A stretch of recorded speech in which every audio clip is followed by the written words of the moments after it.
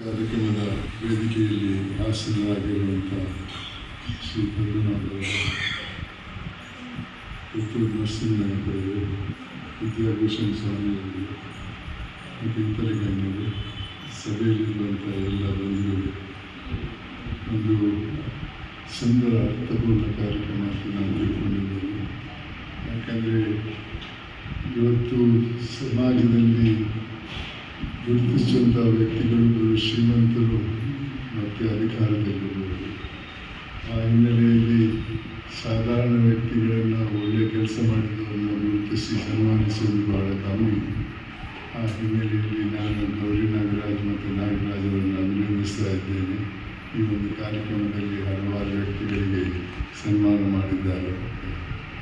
ನನಗೆ ಸಂಗೀತದ ಬಗ್ಗೆ ಅಧ್ಯಯನ ನಾನು ಮಾಡಿಲ್ಲ, ಆದರೆ ಸಂಗೀತ ಅಂದರೆ ಬಹಳ ಪ್ರೀತಿ.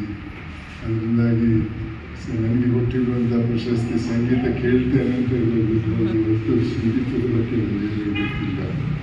ಆದರೂ ಕೂಡ ಗೌರಿ ನಾಗರಾಜ್ ಅವರು ಇವತ್ತು ನನ್ನನ್ನು ಈ ಒಂದು ಪ್ರಶಸ್ತಿ ಕೊಟ್ಟು ಗೌರವಿಸಿದ್ದಾರೆ. ಅದಕ್ಕೆ ಅವರಿಗೆ ನನ್ನ